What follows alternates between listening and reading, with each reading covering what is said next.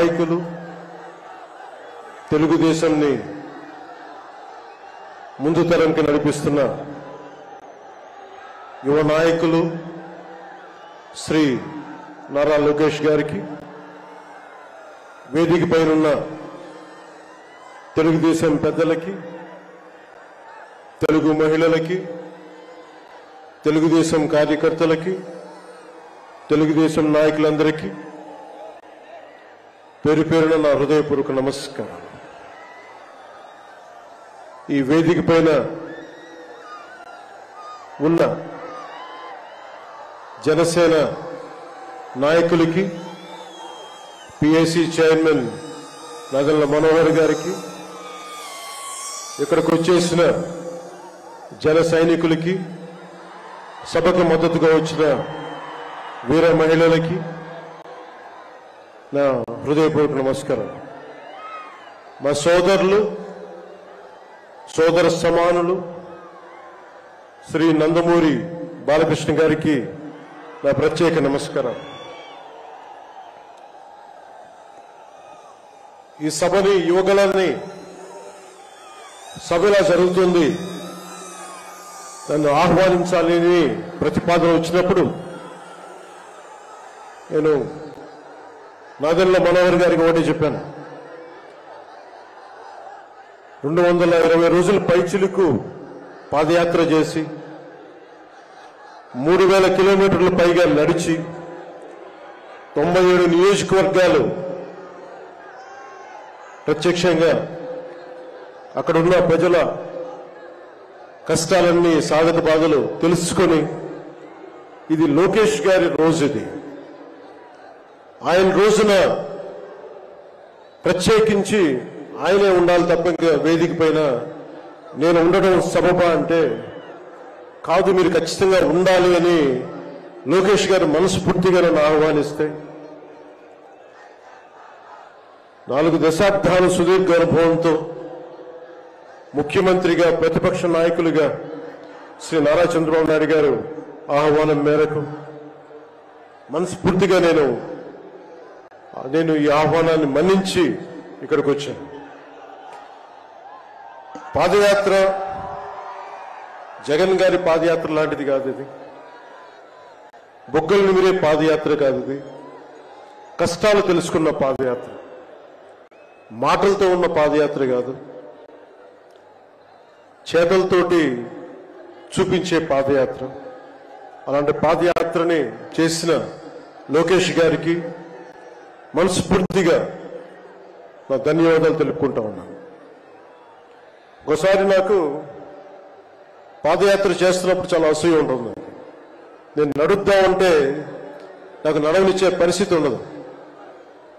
పాదయాత్ర వల్ల చాలా అనుభవాలు ఎదురవుతాయి.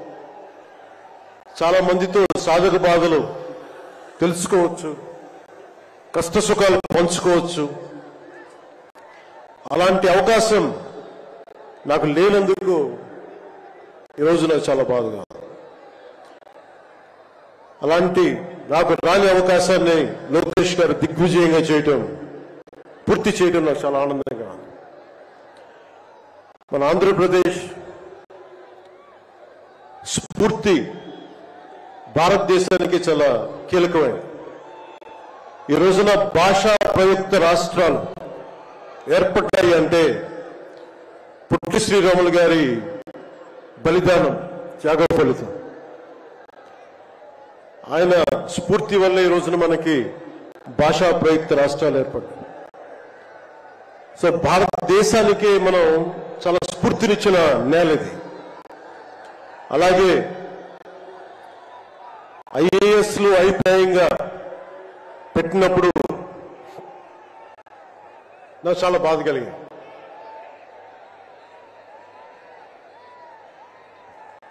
కష్టాలు చూసిన వాడిని, కష్టాలు దగ్గరగా పెద్దల నుంచి, చిన్నప్పటి నుంచి చూసిన వాడిని, కష్టాలు అనిపించిన వాడిని, ఓటమి వచ్చినప్పుడు ఒంటరితనం ఎలా ఉంటుందో తెలిసిన వాడిని, ముఖ్యంగా శ్రీ నారా చంద్రబాబు నాయుడు గారి కుటుంబ సభ్యులు వేదన అర్థం చేసుకున్నవాడిని. శ్రీమతి భువనేశ్వరి గారి బాధని దూరం నుంచే అర్థం చేసుకున్నవాడిని. నేను ఏం ఆశించి మద్దతు ఇవ్వలేదు. మనిషి కష్టాల్లో ఉన్నప్పుడు నా వంతు సాయంగా ఉండాలి అని చెప్పి బయటికి వచ్చి రాజమండ్రి జైలు వారిని మాట్లాడి ఇన్ని దశాబ్దాలు సుదీర్ఘ రాజకీయ అనుభవంతో జాతీయ స్థాయిలో ఎన్డీఏ లాంటి దీనికి పక్షానికి చాలా కీలకమైన బాధ్యతలు వహించిన వ్యక్తి ఆయన్ని జైల్లోకి అన్యాయంగా పెట్టడం చాలా చాలా బాధ కలిగించింది. కాంగ్రెస్ నాయకులు చేసిన తప్పుకి సోనియా గాంధీ గారు పెట్టారు జగన్ గారిని జైల్లో. ఆ కక్ష చంద్రబాబు గారి మీద చూపించడం చాలా అవివేకం. ఇలాంటి పరిస్థితుల్లో రాష్ట్ర విభజన జరిగినప్పటి నుంచి 2014 నుంచి విభజన జరిగినప్పటి నుంచి ఈ రోజున హైదరాబాద్ రాజధాని ఆంధ్రప్రదేశ్కి తెలంగాణకి ఉమ్మడిగా అభివృద్ధి చేసిన రాజధాని. మనకి రాజధాని లేకుండా విభజన జరిగి సరైన పంపకాలు లేకుండా విభజన జరిగి ఇలాంటి కష్ట సమయంలో నేను ఆ రోజున తెలుగుదేశం పార్టీ భారతీయ జనతా పార్టీకి సంయుక్తంగా నేను పోటీని విరమించుకొని మరీ మద్దతు ఇచ్చాను. దానికి కారణం కూడా ఒక దశాబ్దం పాటు ఒక పార్టీని నడపాలి అంటే చాలా బలమైన అనుభవం ఉండాలి. కూర్చొని అనుభవంతో భవిష్యత్తులో పార్టీ చాలా అవసరం అని చెప్పి నేను ఒక దశాబ్ద కాలం పాటు ప్రత్యక్ష రాజకీయాల్లో ఉందాం అని ఆలోచించి ఆ రోజున తెలుగుదేశం పార్టీకి మద్దతు తెలిపాం.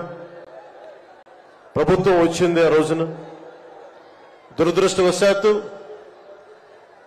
చిన్న అభిప్రాయ భేదాలు కావచ్చు, కమ్యూనికేషన్ గ్యాప్ వల్ల కావచ్చు 2019లో అది ముందుకు తీసుకెళ్ళలేకపోయాం. ఆ తీసుకెళ్లలేని లోటు దాని తాలూకు రియాక్షన్ వైఎస్ జగన్ ప్రభుత్వం వచ్చేసింది.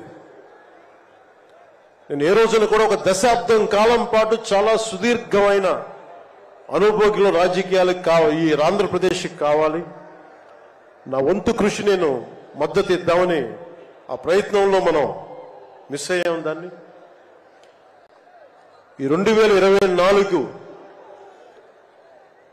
మనం ప్రభుత్వాన్ని స్థాపిస్తున్నాం, మార్పు తీసుకొస్తున్నాం, జగన్ని ఇంటికి పంపించేస్తున్నాం. నేను వింటుంది 25 మంది ఎమ్మెల్యేలని మార్చారు, ఇంకొక 80 మంది మొత్తానికి కలిపి 80 మంది ఎమ్మెల్యేలు మారుస్తున్నారని వింటా ఉన్నాను. మార్చాల్సింది ఎమ్మెల్యేలు కాదు, ఈ రాష్ట్ర ముఖ్యమంత్రి జగన్. నాకు జగన్ మీద వ్యక్తిగతంగా నాకు అసలు కోపం లేదు. నిజంగా ఒక బలమైన ఆధిక్యతతోటి ముఖ్యమంత్రి అయ్యి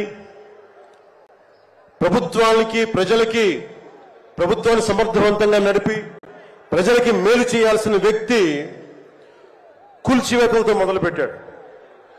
ప్రత్యర్థుల్ని ఇబ్బంది పెట్టే విధంగా ప్రతి ఒక్కరిని ఎదురు తిరిగితే ఏంటని ప్రశ్నిస్తే వారిని కేసులు బనాయించి ఇబ్బంది పెట్టే పరిస్థితుల్లో ఈ ముఖ్యమంత్రి ఉంటే నేను ఇలాంటి ప్రభుత్వం ఉంటుందని నేను ఊహించలేదు. ఆయన స్వయంగా ప్రమాణ స్వీకారానికి నన్ను ఆహ్వానించినప్పుడు వారికి ఒకటే తెలియజేశాను, మీరు చాలా సమర్థవంతంగా పరిపాలించండి, ప్రజలకి మేలైన ప్రభుత్వం ఇవ్వండి, మేము ఒక పార్టీగా ప్రజల పక్షాన్ని వహించి సద్విమర్శే చేస్తాం అని అంటే చెప్పి ఆయనకి నా శుభాకాంక్షలు తెలియజేశాను. కానీ దురదృష్టవశాత్తు ఈ వ్యక్తికి కక్ష సాధింపు వ్యక్తి, ఎవరు ఒక మాట అనకూడదు, ప్రజాస్వామ్యం అనే ఒక పదానికి విలువ తెలియదు, ఏదైనా మాట్లాడితే దాడులు చేయించడం, చాలా నీచంగా తిట్టించడం, ఇన్ని దశాబ్దాల ఆంధ్రప్రదేశ్ రాజకీయ చరిత్రలో ఏ ఒక్క నాయకులు కూడా వైఎస్ రాజశేఖర రెడ్డి గారితో కలిపి కూడా ఏ ఒక్కరు కూడా ఇంటిలో బయటికి రాని ఆడపడుచుల్ని తల్లుల్ని ఒక్క మాట లేదు. ఎవరు కూడా నాయకుల్ని తిట్టారు, విమర్శలు చేశారు, దిగజారుడిగా మాట్లాడి ఉండొచ్చేమో, కానీ ఇంటిలో బయటికి రాని ఆడపడుచుల్ని, ఇంటి పట్టునే ఉండి బయటికి రాని తల్లుల్ని చాలా నీచంగా విమర్శించే ఈ సంస్కృతి జగన్ నాయకత్వంలో ఈ వైసీపీ ప్రారంభించింది. ఎంతమంది కన్నీళ్లు పెట్టుకున్నారు, ఎంతమంది స్త్రీలు బాధపడ్డారు.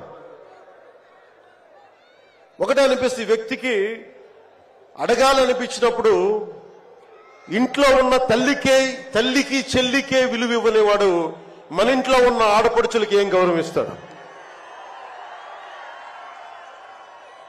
ఇంట్లో తల్లికి చెల్లికి విలువ ఇవ్వలేవాడు 30,000 మంది ఆడపిల్లలు అదృశ్యం అయిపోతే ఏం పట్టించుకుంటాడు?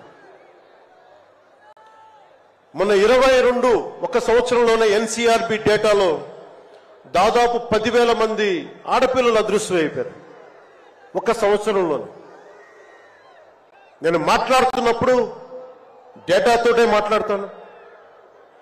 2.5 సంవత్సరాల క్రితం వైసీపీ వాలంటీర్ వ్యవస్థలోని కొంతమంది ఒంటరి మహిళల మీద, ఆడపడుచుల మీద డేటా సేకరిస్తున్నారు.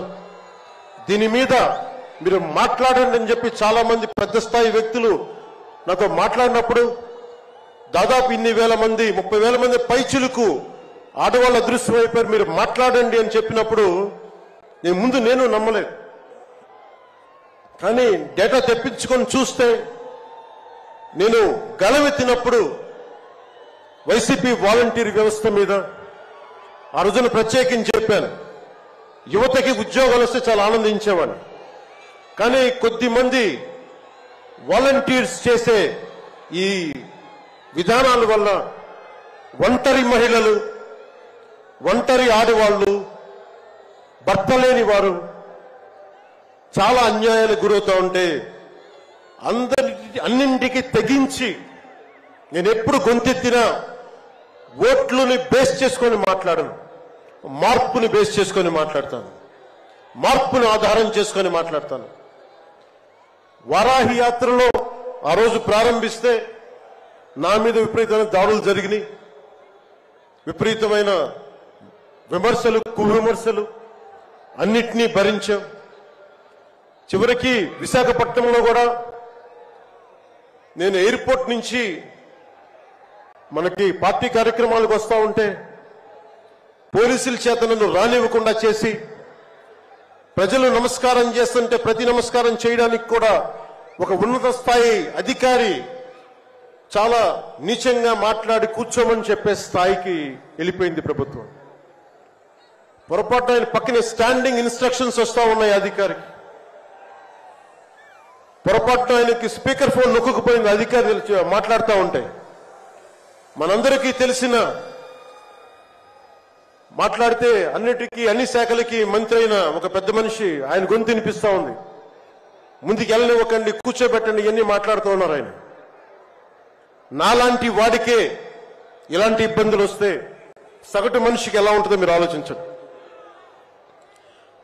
సుదీర్ఘమైన అనుభవం ఉన్న శ్రీ చంద్రబాబు గారికే ఇలాంటి పరిస్థితులు వచ్చినప్పుడు సగటు మనిషికి ఎలా ఉంటుంది? చాలా అనుభవజ్ఞులైన ఒక్కొక్క సీనియర్ నాయకులకే ఇలాంటి పరిస్థితులు ఉంటే రేపొద్దున భవిష్యత్తులో ఇంకొక మారు వైసీపీ ప్రభుత్వం వస్తే ఎవ్వరూ ఇళ్లలో ఉండలేరు. ఆంధ్రప్రదేశ్లో ఉండలేరు, పెట్టుబడులు రావు. ఇవన్నీ మారాలి. నేను 2021లో ఇప్పటం సభలో వైసీపీ వ్యతిరేక ఓటు చీలనివ్వను. దానికి నాకేదో అద్భుతాలు జరుగుతాయని కాదు, కానీ నిజంగా యువత భవిష్యత్తును దృష్టిలో పెట్టుకొని, మహిళల భద్రతను దృష్టిలో పెట్టుకొని, మనకి వ్యాపారస్తుల పెట్టుబడులను దృష్టిలో పెట్టుకొని, సంక్షేమాన్ని దృష్టిలో పెట్టుకొని ఈ వైసీపీ ప్రభుత్వం మారాలి. వైసీపీ వ్యతిరేక ఓటు అన్ని కలిపి ఏకతాటిపై ఒక ప్లాట్ఫామ్ పైన రావాలని చెప్పి ఆ రోజు నేను కన్న కోరిక, నా ఆలోచన ఈ రోజున మన ఉత్తరాంధ్రలో యువగలంలో ఈ విధంగా కనిపిస్తున్నప్పుడు ఒకవైపు తెలుగుదేశం నాయకులు, ఇంకోవైపు జనసేన నాయకులు, దానికి మద్దతుగా మీరందరూ రావడం నాకు నిజంగా చాలా ఆనందం కలిగిస్తుంది. మనం ఈ రోజున ప్రారంభించిన యాత్ర, ఈ రోజున ప్రారంభిస్తున్న ఈ క్షణాలు ఆంధ్రప్రదేశ్ భవిష్యత్తుని నిర్దేశించే క్షణాలు. ఆంధ్రప్రదేశ్ భవిష్యత్తుని మనకి చాలా బలంగా నిర్దేశించే క్షణాలు. ఈ రోజున నేను భారతీయ జనతా పార్టీ, నరేంద్ర మోదీ గారి నాయకత్వంలోని భారతీయ జనతా పార్టీ అలయన్స్ లో ఉండి కూడా అందరూ అనుకుంటా ఉన్నారు, ఎలాగ మాట్లాడావు, మోసం చేశావు భారతీయ జనతా పార్టీ. చాలా మంది, కొంతమంది మాట్లాడుతూ ఉంటే వైసీపీ నాయకులు, వారందరికీ నేను సభాముఖంగా తెలియజేస్తున్నాను, ఆంధ్రప్రదేశ్ పరిస్థితులు ప్రత్యేకంగా నేను జాతీయ స్థాయి నాయకులకు వివరించాను. వారికి వివరించి నాకు వేరే దారి లేదు. నాకు రోడ్డు మీద తిరుగుదామంటే కేసులు పెడతా ఉన్నారు, ప్రజాస్వామ్యబద్ధంగా గళం విప్పుదామంటే కేసులు పెడతా ఉన్నారు, వ్యవస్థల్ని నిర్వీర్యం చేస్తా ఉన్నారు. ఒక చిన్నపాటి సినిమా టికెట్లకు కూడా కూర్చోబెట్టి మొత్తం చీఫ్ సెక్రటరీ దగ్గర నుంచి ఎంఆర్ఓల దాకా వాడి ప్రజా వ్యవస్థలను దుర్వినియోగం చేస్తా ఉన్నారు. నాలాంటి వాడికి సమస్యలు ఉన్నప్పుడు భవిష్యత్తులో ఆంధ్రప్రదేశ్ అంధకారానికి గురవుతుంది. దయచేసి మీరు ఈ గఠబంధన్ని, ఈ పొత్తుని మీరు మనస్ఫూర్తిగా మీ బ్లెస్సింగ్ కావాలి అని చెప్పి నేను అమిత్ షా గారికి తెలియజేశాను. వారు ఎంతవరకు ఒప్పుకుంటారో నాకు తెలియదు, కానీ నా మొదటి ఆఖరి ప్రయత్నం కూడా ఆంధ్రప్రదేశ్ భవిష్యత్తు బాగుండాలి అంటే ఎక్కడి నుంచి మనుషులు రారు, మన భవిష్యత్తుని మనమే నిర్మించుకోవాలి, మనమే కొట్లాడాలి. అలాంటి ఆంధ్రప్రదేశ్ భవిష్యత్తుకి వైసీపీకి నాయకులు అందరని చెప్పట్లేదు, కానీ గూండాగర్దీ చేసేవాళ్ళు, క్యారెక్టర్ అసాసినేషన్ చేసేవాళ్ళు, ఆడపడుచుల్ని అగౌరవపరిచేవాళ్ళు, వీరందరికీ సభాముఖంగా చెప్తున్నాం, ఇది ఈ రోజున మేము ఎన్నికల పొత్తు చాలా కీలకమైంది. మనం కనుక ఈ పొత్తు పెట్టుకోకపోతే భవిష్యత్తులో రోడ్ల మీదకి వచ్చి కర్రలు కత్తులు పట్టుకొని వైసీపీ గూండాలతో కొట్లాడాల్సి వస్తుంది. నేను కేంద్రంలో ఇదే చెప్పాను. ఈ రోజున కనుక మనం ఈ పొత్తును పెట్టుకోకపోతే నాతో సహా వైసీపీ గూండాలని ఎదుర్కోవడానికి ఒక కర్రో కత్తో పట్టుకొని మేము కూడా రోడ్ల మీదకి వచ్చి మేము వీధి గొడవలు క్రియేట్ చేసుకు మేము రక్షించుకోవాల్సి వస్తుందని చెప్పి నేను ప్రత్యేకించి కేంద్ర నాయకత్వానికి చెప్పాను. ఎందుకంటే భవిష్యత్తులో ఇంకొకసారి వైసీపీ వస్తే నేను 2019లో కూడా చెప్పాను, ప్రతి కొండని కోనని వీళ్ళు దోచేసుకుంటారని. వీరికి ప్రజాస్వామ్యం మీద గౌరవం లేదు వీరికి. అందుకని ప్రత్యేకించి ఈ పొత్తుని సాధ్యమైనంత ఎక్కువ కాలం ఉంటే ఆంధ్రప్రదేశ్ భవిష్యత్తు నిలదొక్కునే వరకు ఇది ఉండాలి పొత్తుని మనస్ఫూర్తిగా నేను ఆకాంక్షిస్తున్నాను. నేను భవిష్యత్తు నేను కూర్చునేది రోడ్లు కానీ సోదరులు లోకేష్ గారు చెప్పారు, జనసేన ఆలోచన విధానంతో మేమందరం మాట్లాడుకున్నాం. భవిష్యత్తులో ఉమ్మడి మేనిఫెస్టో కూడా రిలీజ్ చేస్తాం. దాంట్లో ముఖ్యంగా నేను చెప్పదలుచుకుంటుంది ఇన్ఫ్రాస్ట్రక్చర్, రోడ్లు కానీ, హెల్త్ కేర్ కానీ, primary health care centres, secondary health care centres, tertiary health care centres, అలాగే మనకి యువతకి ఉపాధి అవకాశాలు, గవర్నమెంట్ ఎంప్లాయీస్ కి సిపిఎస్ రద్దు మీద ఎలాంటి నిర్ణయం తీసుకోవాలి, రెబీరో గారు పెట్టినట్టుగా పోలీస్ రిఫార్మ్స్ ఇంప్లిమెంటేషన్, అలాగే టీచర్లకి ఉద్యోగాల భర్తీ, రైతులు, కౌలు రైతులు, ఉద్యానవన రైతులు, సెరికల్చర్ రైతులు, ఆక్వా రైతులకి లాభసాటిగా ఎలా ఉండాలి, ప్రభుత్వ పాఠశాలలు, సంక్షేమ హాస్టల్ స్థితిగతుల్ని ఎలాగ మార్చాలి, అంగన్వాడీ కార్యకర్తలకు ఎలాగ అండగా ఉండాలి, పంచాయతీల్ని ఎలా బలోపేతం చేయాలి, మత్స్యకారులకి, గిరిజనులకి, దళితులకి ఎలాంటి పథకాలుంటే వారి జీవితాలు మరింత మెరుగవుతాయి, అలాగే చేనేత కార్మికులకి ఎంత అండగా ఉండాలి, వైద్యం అందుబాటులోకి ఎలా తీసుకురావాలి, సంఖ్యాబలం లేని బీసీ కులాలకి ఎంత అండగా ఉండాలి, వీటన్నిటి మీద చాలా లోతైన ఒక ఎక్సర్సైజ్ చేస్తా ఉన్నాం. దీన్ని బేస్ చేసుకొని ఒక ఉమ్మడి కార్యాచరణకు, ఉమ్మడి ప్రణాళిక నారా చంద్రబాబు గారు మేము కలుసుకొని వచ్చే ఇలాంటి పెద్ద సభలో, రానున్న పెద్ద సభలో ఒకటి సంయుక్తంగా దీన్ని రిలీజ్ చేస్తాం. ఈరోజు నేను ప్రత్యేకించి నా మాటని, ఇది లోకేష్ గారి రోజు కాబట్టి, ఆయన కష్టపడి ఆయన రోజు కాబట్టి నేను నా ఉపన్యాసాన్ని కుదించే మాట్లాడుతున్నాను. ముగింపు వాక్యాలుగా నేను మాటకి, మైత్రికి చాలా విలువనిస్తాను. కష్టాలు వస్తే ఒంటరితనం ఎలా ఉంటుందో అనుభవం ఉన్నవాడిని. తెలుగుదేశం ఆది నాయకులు కొండంత కష్టంతో ఉన్నప్పుడు వారు, వారి కుటుంబం, వారి పార్టీ కార్యకర్తలు, వారి పార్టీ నాయకులు మీరు కొండంత కష్టంలో ఉన్నప్పుడు నేను అర్థం చేసుకున్నవాడిని.